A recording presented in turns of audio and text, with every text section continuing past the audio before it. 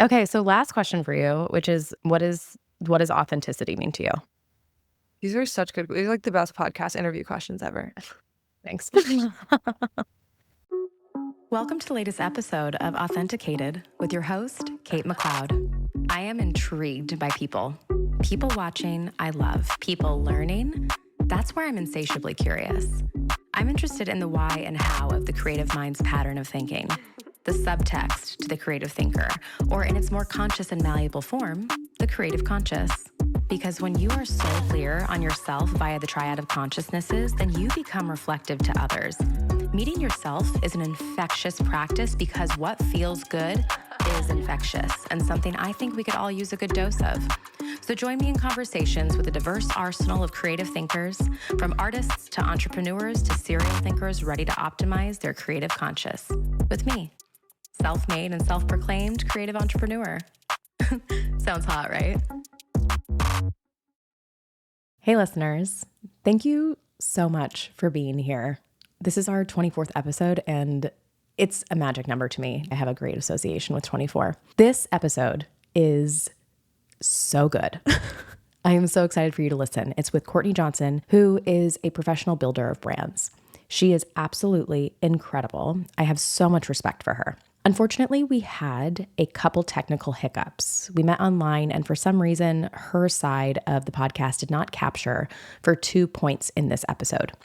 Now, I do have her permission to release this with the note at the top that there was 2 interruptions, unfortunately. But that does not mean that this is not one of my favorite episodes to date. It is insanely inspiring. And for someone like Courtney, who is similar to myself, honest all the time in order to keep our channels of communication as free-flowing as possible, her approach to it is really, really inspiring. And I feel like I got to the core of what authenticity is for her and her work and the work that she puts out. And if you're here, the work that you consume or will consume. She's a really wonderful person, and I'm so happy that you get to listen to all the insight that we came into. You're going to drop in about 6 minutes into our conversation, which is when her camera started to pick up her side. There's another part when we start talking about Gay Frederick's Big Leap, that book. It's about 38, 39 minutes in. We have a little drop out there. So if something doesn't contextually make sense, just know there was, again, another technical issue. But as creative thinkers, I'm determined to think that everything works in our favor. And when Courtney gave me the go-ahead, it felt so good because we didn't have to re-record. We got to keep the initial magic that was this episode. And I'm really excited to have preserved that creative integrity. Enjoy. I'm going to start taking it seriously now. And then I pulled back. I'm going to start taking it seriously again, pull back. I'm going to post for a whole year, pull back. So it was a couple of years before I really, really committed to going all in on like, I'm building a personal brand. This is going to be my life. This is going to be my career. This is my identity. And I'm not letting anything waver from that. I think failure is so important as someone who comes from the acting world. You know, the way that you and I met was through your LinkedIn course when one of your associates was interviewing me and saying, do you have a fear of being seen? And I was like, I feel like that's not the issue. The issue is more of like the language of how this all works, this personal branding. She had said that it was failure that gets you to that point. And I think that you would probably agree as well. Absolutely. Like you need to expect no's. Like not only are you going to be like, not only are you going to get no's, you have to expect them and you have to start to want them. Because in anything, if you're putting out a post, you want to get a client, you're applying for jobs, you're going for a role, you're going to get 99 no's before you get a yes. And really like being in the acceptance of that is where magic starts to happen. That's the magic thing, is the acceptance of it, right? No, not being like the end all be all, but seeing no as equally as valuable as a yes when it comes to just like what the acceptance of what the experience is and how little control we actually can have, but have over what is under our jurisdiction on the way there. So one of the reasons I reached out to you to be on the podcast is because you do something that I do that I don't see in many people, but you do it in a completely different way than I do. And that is saying the most honest thing possible in the nicest, most direct way to people. Yeah. You don't mince words. You are very direct. And I'm wondering what your relationship is to being honest with other people in terms of your voice when you speak to others with honesty, but also how you speak to yourself. Usually the number one reason why people don't accomplish their dreams is because people aren't being honest with them. Everybody around them is being a yes man. Everyone is sugarcoating feedback rather than giving them actual direct feedback. It's the same with content. I have a certain target audience and they're trying to get from A to B. I've already accomplished B, so I'm just illuminating what's in the way. I've tried to be super soft about it. I've tried to be like, well, you could try this or whatever. And I found that it's just most helpful to be like a loving interruption of like, hey, the reason why you're successful in this is because you're in your fear of being seen and you're not willing to get out of it. Or the reason why you haven't been able to make money is because you hate all rich people and you have this narrative about you, how you hate them. I can clearly pick up the narrative of why you're not from point A to B. And I feel like it's wasting my time if I'm skirting around that. Life is short. We literally only have a few decades to accomplish our dreams. Like, I'm going to bulldoze whatever the fuck is in the way of that. Yes, I completely agree. I mean, that's an approach I take as well, because if I'm not honest with them, then I'm not honest with myself, and no one really has any service there. And I think it actually hurts all parties involved. I wish I was more honest, honestly. Wait, what would total honesty look like? I do think I can be a bit of a people pleaser. And so total honesty would be like in full abundance of like not caring if someone doesn't want to be my client anymore or doesn't want to be in my course or content club or whatever, and like actually fully calling them out, or like not being afraid of making people upset or getting canceled and just like fully calling people out, which I've done a little bit of. Like there's definitely some topics that I'm really spicy with, but I could go harder. I gotta say a little bit brand friendly. Yeah, I think there also is a palatability, especially when you have a larger audience. Like, I know the more specific you get, the more you can attract people who are like-minded to that. But I also think that there is an element of caution, of proceeding with caution. I think we're also in the midst of the technological revolution, and I feel like a lot is changing constantly. And so, not that pulling back or not being 100% isn't, it's not like out of fear, but it's kind of out of like sussing out what's next. And I think it gives you more options later. Yeah, totally. Also, like, honesty is a monetary privilege. If you're like just out of college and you're gonna be like, this is why the finance industry is broken and why it sucks while trying to get finance jobs, that's probably not gonna fly.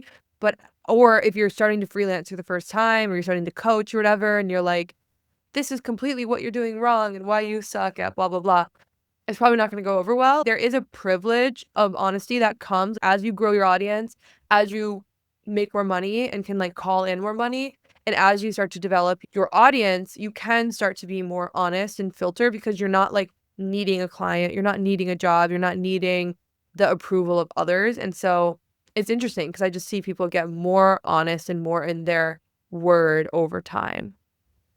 I love the way you phrase that, because it does become something that you earn later with status, with the amount of money that you have. I mean, money is power, money is positioning. And so you do have to find yourself a pretty supported standing position in order for you to be that honest. Yeah, totally.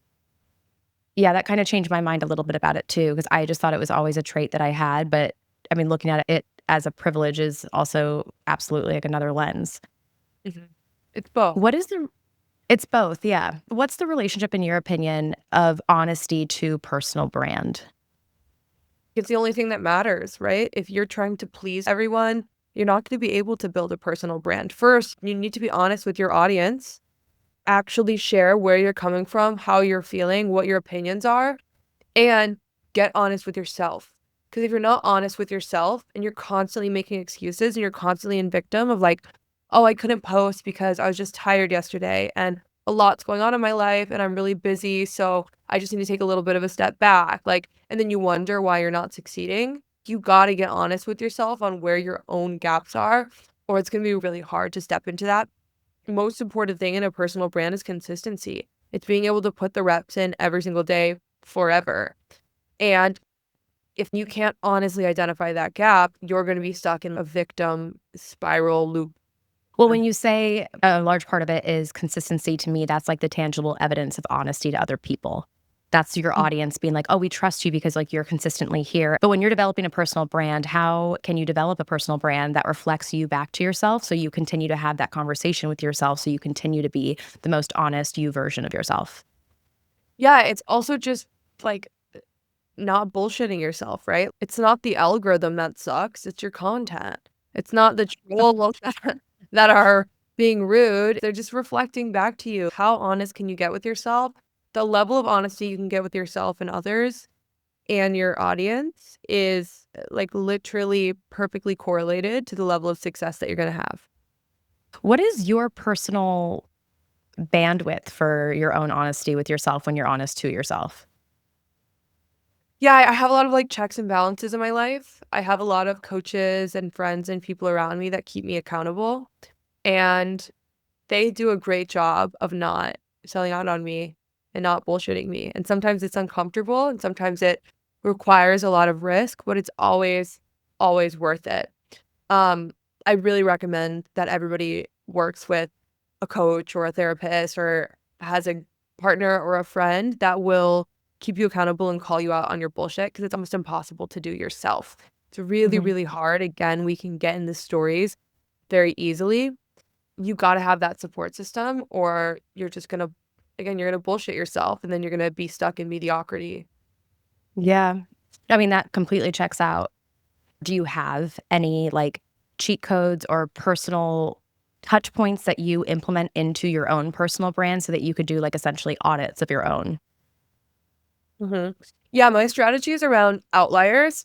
So I'll go back and look at my content every month, every 2 months, every 3 months, every year, like every period of time. I go back, I look at my content. Maybe if we're saying a month, I've got 30 posts. I'm going to go back and I'm going to look at my top 5. And that's going to tell me everything I need to know about my strategy moving forward. Top 5 and bottom 5. The top 5 is going to tell me this is what's working well. This is the type of content your audience wants. This is the type of format they want. And the bottom performing content is going to be like, this is what they don't want. This is what does not perform. And I just continue the cycle of looking at my top performing outliers and the bottom performing outliers and use that as like non-emotional feedback on the strategy to implement moving forward. So a lot of people are like, oh, I need my perfect strategy. I need to know the strategy and the plan and then I'll execute. And it just doesn't work that way. You execute at a large volume and then the data from that is going to tell you the strategy and the plan moving forward. Mhm. I love that you said that. So since I joined your Sunrise Content Club, I in my personal branding and my messaging and all the content that I put out, it is very thoughtful. I can't yet generate it like that. It's not a quick thing that happens, but I wanted to challenge myself to put something out every single day just to get the analytics. It's not Yes. of the reps of the type of content that I want to be putting out, but it was the repetition of me just getting it out there, getting in a flow and going. What do you think the value is of trying something like that? Like I'm talking about with Content Club. It's just like, I'm just putting it out there. I just want the analytics because I'm not going to take that personally. My ego is non-existent. Like rip me to shreds. And then I will go reassess the content later. Yeah, it's just that that's the only way, right? Like if I post on social media 10,000 times and 90% of them are like not that good of content, but I got 10,000 reps and you post on social media 100 times and you made sure that the posts were perfect, I'm going to be way more successful than you. I'm going to have way more followers. I'm going to have a way better strategy. The more reps, the better. Now, of course, you want to stop and you want to evaluate at each step so the reps are getting better and better and so you're improving. But volume gives you more data. Data gives you better decision making, and better decision making equals goals accomplished. And it all comes from a high volume of reps. Like just get it out. You can make it perfect later. And I also have this iterative way of creating content where I'll just make a bad version of it first and post it. And like, okay, it's a shitty version. The lighting sucks. My audio sucks. It's half baked.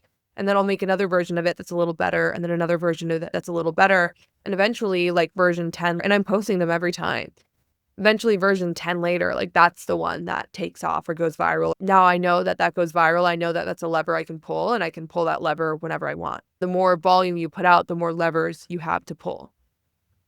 So with the repetition, do you think it was the repetition and seeing the data that helped your ego sort of chill a little bit? Or was it internal work before you even started that part? Yeah, there's been so much internal work before I even started that part. Like, again, I was very start and stop for a long time, and it took a lot of internal work. I actually think content creation, energetically wise, maybe 5% of it is the actual posting. 95% of it is the healing, the energetics, the personal development work behind the scenes. You got to go really deep. Like, fear of being seen is a really valid fear, right? Like, we develop a lot of like irrational fears from a young age. For example, let's say you push me on the playground and now I have this weird unconscious things where I don't want to be friends with like girls named Kate with brown hair because whatever, right? Mm. It's something made up. Like, it's not true that girls named Kate with brown hair aren't going to like me. What is true is the fear of being seen. It is a valid fear. It's not irrational. It's completely rational. You will be isolated. People in your life will go away. You will piss people off and you will be more susceptible to like negativity. You will be ostracized from certain groups. It's much harder deep work because the fear is completely rational rather than irrational. And again, 95% of it is like inner work. I would agree with you with that because it is such a rational fear. And I do remember having it. And I do remember how long it's like come for me to do that. But that's also what my first career has been, is like in the arts, in performing, like in being seen and getting that like live feedback, and also the healing work inside, realizing that I'm not responsible for people's reactions to my emotions, or to my expressing of myself. What I'm doing with a personal brand is I've tried to gamify the reflection back of myself and like the interest of like, oh, well, that's cool. I guess I learned more about myself today, because that's like the person I have the most control over.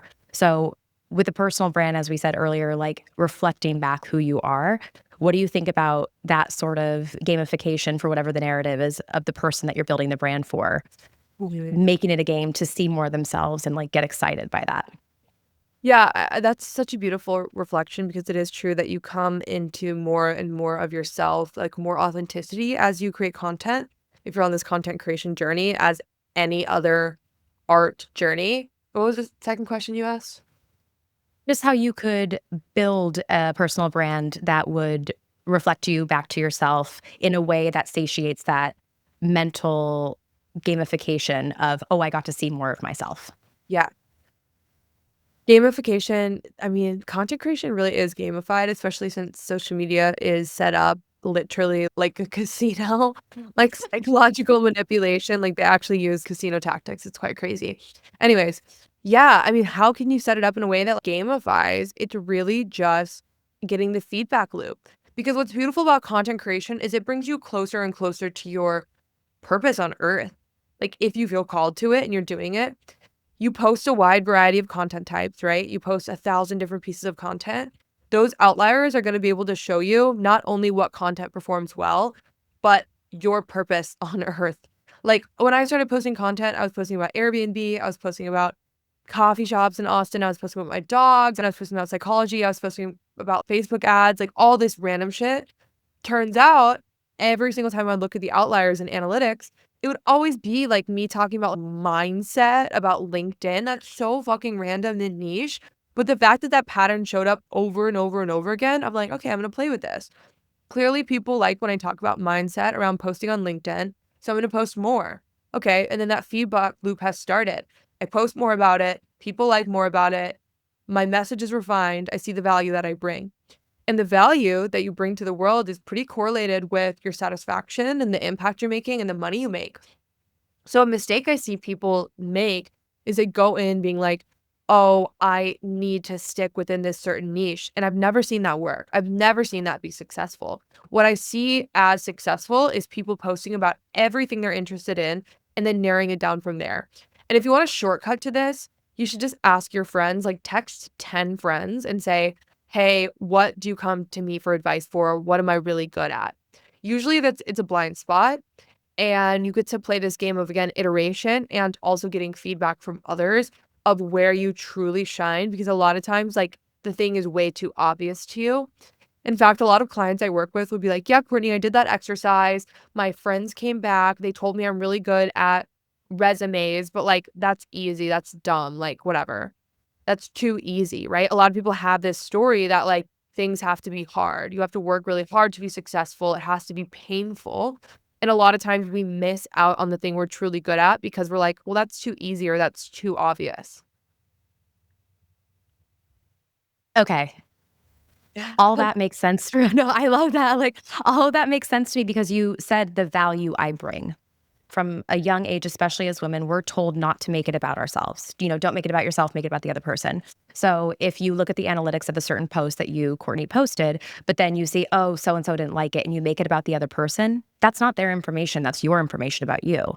And so it would behoove you to like refocus your lens and be like, no, that is what I did. That was the response to me. And this idea of niching to me has always kind of felt like you idolize a celebrity who's already established, and you love them for one facet of themselves, and you're trying to emulate that. Like, no one loves a singular faceted anything. Everyone likes a multidimensional everything.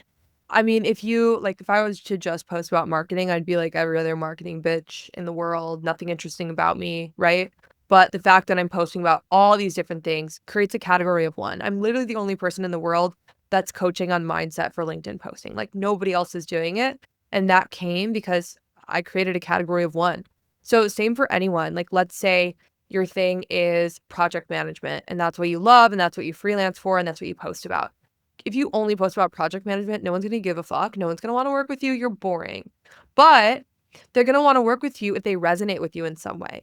Post about how you're a mom, post about how you love your dogs, post about how you do like ultra marathon running, post about travel, post about leadership, post about your self-development things that you're doing. Like that is truly what gets people to want to work with you. It's not the niche because you could go to anyone. Also, you could find the information anywhere. Again, like being on my content club, you can find the prompts. Like you could just open up Instagram. You can go look at who I follow and like find the exact same prompts and do it on your own. You're not paying for the information. You're paying No. for the accountability, the implementation, and the commitment like to yourself. And it's the same with content. Like it's not the information that really matters. You can get the information anywhere. It's that it's being delivered in a way that's causing you a behavior change, like a positive behavior change, getting you closer to your goals, and in a way that's like entertaining or resonant somehow. Yeah. Well, I mean, that's connection ultimately, right? Totally. Do you think that there is a cheat code for connection? That's a good question. The cheat code for connection is the personal brand because a company brand is a non-human entity. And a non-human entity, you need to do a lot of, expend a lot of money, have a lot of advertising, a lot of repetition in order to get somebody to have an emotional connection with that non-human entity, like Coca-Cola, right? It's still like grooming in order to have me have an emotional connection with a brand like Coca-Cola. For me to have an emotional connection with you, Kate, takes literally 0 seconds. In fact, we're biologically wired to have emotional connections with each other. And that's why personal brand works so well, is because there is this biologically wired emotional connection that we have human to human. Instead of having like a brand step in as this intermediary, it just like makes everything more complicated. And company brands are important. Like it's important to have a strong brand entity, a strong brand identity, but the cheat code is the personal brand. Yeah. The personal brand is so necessary. And I think moving forward, everyone is going to need one, because it's the digital representation of how you're going to manifest online that represents someone else, because we're all going to be online. Personal brand means everything because you don't want to send someone out to represent you unless you believe in that entire package. Totally. So with personal brand, though, as we get into basically the personhood of who you are as an individual, that's what makes you inherently interesting. Where is there room for privacy in personal brand? Yeah, I think you have you get to set a boundary wherever you want to set a boundary. Personally, I don't really post about my relationship. I don't post about travel. I don't post about lifestyle. I don't post about my day-to-day life just because I see this as like work and I'm going to do my work and then I'm going to go home and I have like somewhat of a separation. Now, a lot of people have different boundaries, right? But what's really important is to understand if that's coming from a true boundary or if that's coming from a fear. So some people are like, well, I'm creating a new Instagram account where I'm only talking about graphic design because I just want to do that. But actually, if we get deeper into the question, it's because they're afraid of what so-and-so is going to think about them. or they don't want to annoy their followers with their graphic design stuff, right? So you can get to the root and identify if that's coming from a true boundary or if that's coming from a wound.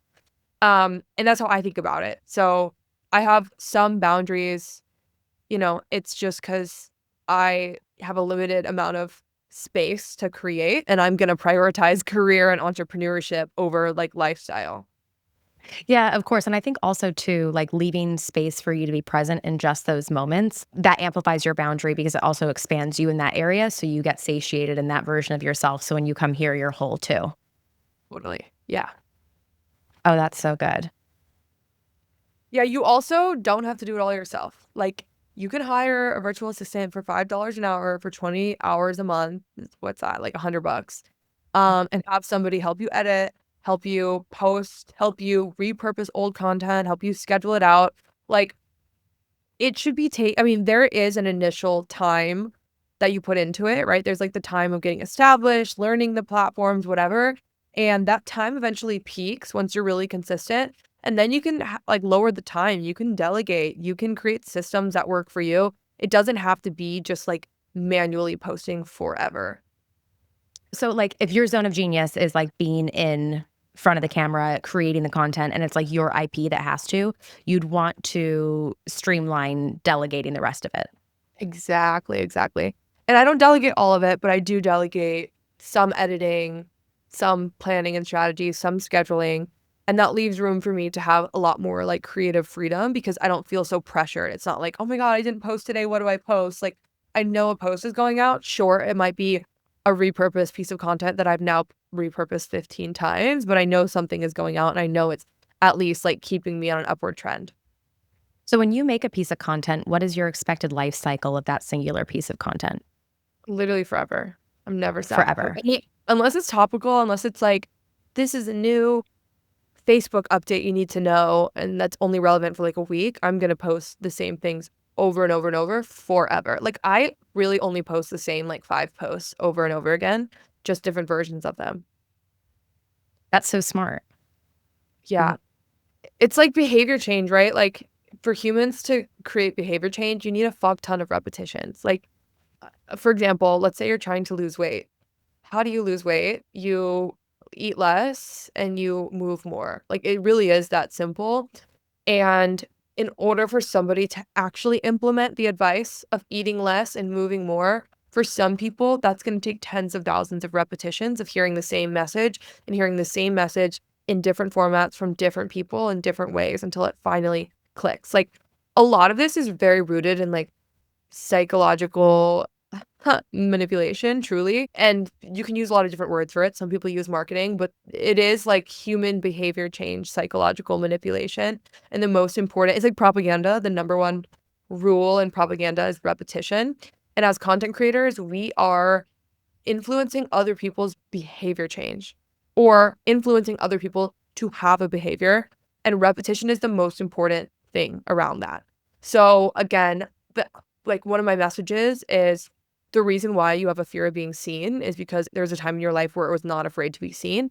And it's time to bring that to consciousness so you can step into being seen.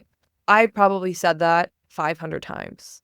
And still there are people who have not got it yet and it hasn't clicked for them. And there are some people who have seen the same videos and seen me say that 500 times and have made the behavior change. And it's now reinforcing that behavior change. So everything comes back to like propaganda, addiction, psychology, psychological manipulation that we can use for good instead of using it for evil. And this is why I am all about ungatekeeping, because a lot of these dark arts are very gatekept because they are and can be so dangerous. And also, if only like the bad guys have these tools, we won't be able to implement positive behavior change from that. When does something become stale? It hasn't happened to me yet. Because repetitions to me can make things stale. Like right now I'm taking a break from the gym because I go 5 times a week because I've been going for years. And now I'm like, you know what? This is actually how I disrupt my cycle right now, is by doing something else. But it seems like with content, that's kind of the life cycle that continues to repeat itself because there's always going to be a new audience and there's always going to be the moment when it actually clicks for someone. Totally. But I do what you're doing around the gym. Like, I do take breaks. I will be like, I'm not posting for a week. It doesn't mean no posts are going out. Usually I'm like, I'm going to go find 5 posts. I'm going to schedule those out for next week. I'm going to schedule them out in like 20 minutes. And I'm not even going to open social media next week and give myself a little bit of a break, you know? So behaviorally, I do those actions. But as far as like messaging, again, when does the advice of eat healthy go stale? It's true. It's true advice. It never goes stale. I mean, it's either going to be thank you, I needed that, or yeah, thank you for reinforcing my behavior of eating healthy. Yeah, so like authentic messaging doesn't get stale. Exactly. Oh, I really, really, yeah. No, I think that's the thing too, is like, so long as you stay true to it, it won't. Like, think about world religions. Every religious text says the same thing. It's like, love each other, right? Like, every single aha epiphany that any person has ever had is like the same as everyone else. Be nice, love each other, live your dream. Like, all these like dumbass platitudes, like, really do have such a significant meaning. And we're all just like playing off these platitudes of live your dream, do your best, accomplish your goal, connect with others. Like, they are these archetypes of messages that we've just been saying over and over and over for like millions of years. I don't know. Have we been around for millions of years? Something like that. A long time. But I think the point is too, is that there's also like a timing element to all of this, right? Whether or not you and I have the exact same information, you're going to say it your way, I'm going to say it my way, but mine's going to resonate with a certain group and yours going to resonate with a certain group. There's no competition there, but what there is knowing that you're the right person to reach this vessel human, you know what I mean? And vice versa. How much does timing, do you think, play into it? I really don't think about timing at all. I mean, I am pretty impulsive in my content creation. I think timing really only plays into it if it's like a timely subject, because there is content and there are personal brands that are built around timely subjects, and I think that's a great strategy.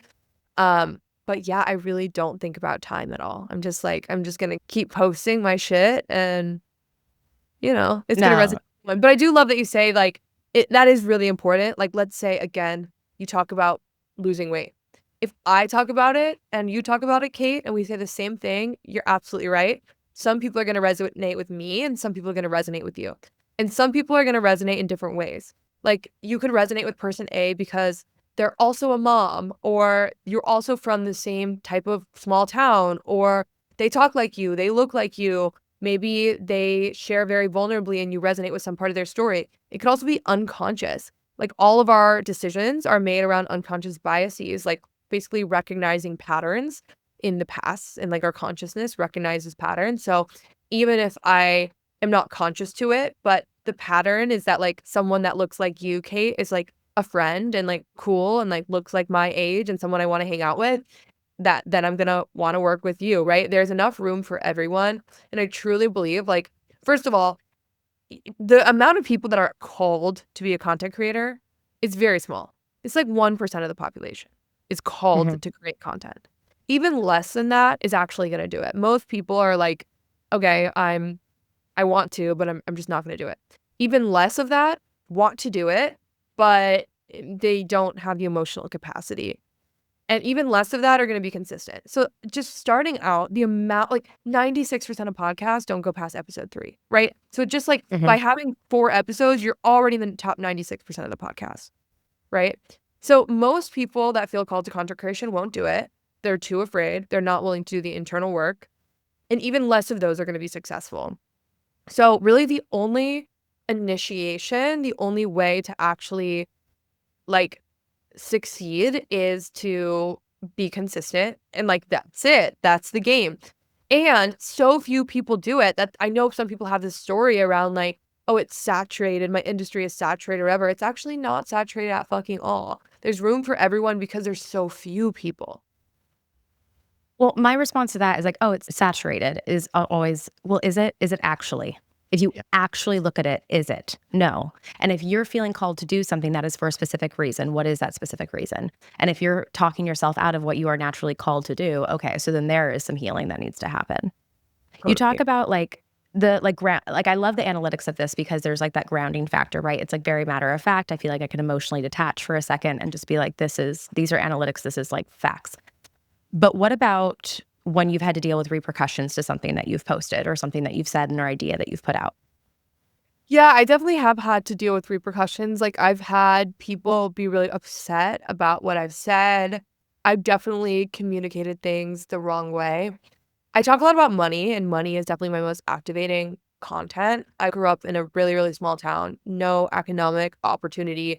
I was super, super broke until I was like 25. I mean, like, super in debt, no money, minimum wage, all of it. So I know that I'm coming from a place of like, yo, I've been at rock bottom. I know how it is. And I'm going to call you out for your stories. And also, that doesn't always resonate. Like, a lot of times, money is obviously a very sensitive issue. And Mm-hmm. I have had situations where I'm like, yeah, I could have been. Some of it, I'm like, okay, no, I'm not going to soften this for you. Some of it, I'm like, yeah, I definitely could have been softer. So I think it's like, again, taking the feedback in a way of it's coming from reality and not a trigger. So I'm like, again, that's me being like, yeah, these commenters really had a point. I could have approached it a different way instead of being like really reactive and defensive. And at the same time, being like, okay, and these other commenters, I think they're just kind of triggered, whatever. It's part of it. You're going to be fucking canceled. You're going to be like, people are going to be mad, whatever. Mm-hmm. Something's gonna go viral and everyone's gonna be pissed at you. And that's a great thing. That means you have relevance. Like, you cannot make it to the top without garnering some haters and some trolls. It just doesn't work. Well, I think it's also par for the course, right? Like, I mean, I've definitely been in acting rooms where someone has just flat out said, absolutely not. Like, you're wrong. Or someone is like commented on my age, being like, you don't read this age. I'm like, well, you're the first person to say that. Like, okay, but what is the difference for you between when you care and when you don't? The difference for me when I care and when I don't is if I'm getting the feedback consistently from people I trust and people whose lives I admire. I don't take feedback from like trolls on the internet, really. Like, if I get the same comment over and over, whatever. But if I get the same comment over and over from friends, from coaches, from people that I'm working with, then I'll take it into account. We have a lot of blind spots, like truly, truly, truly have so many blind spots. And you really have to actively seek out feedback if you want to actively overcome those blind spots. But yeah, most people that like troll my comments are like ugly, like broke men. And I'm just like not going to take their advice. No. Call them out. No, I always think that's so funny to like look at the source to be like, is your opinion something I need because I'm aspiring to go in the direction that you're at? I usually think that a majority of that, as I'm sure you do, that's not even about you. That's a reflection of the other person, especially because personal brand is so reflective of who you are as a person. Even things like comments from a troll, I could see that being part of their personal brand. And it's like, oh, is that really what you're trying to curate, bro? Yeah, exactly. It's kind of sad actually. Like, ugh. Because it's like, of all the reps that you got to put in today, you only had 24 hours in the day. Like, that's the rep that you wanted to put in. Yeah. I don't think anyone left feeling like nice in that way. There is this ideology where it's like someone has to have that energy so you don't have to, so they can hold it and you don't have to. I've never heard that. I don't know where I sit on it, but I think it's very interesting. I also wanted to bring up too, there was this one quote I wrote down from a book that you got me onto, which is The Big Leap by Gay Fredericks. The most popular integrity breaches are lies, broken agreements, and withheld truths. And so can you speak a little bit about that idea next to why it is that you stay honest?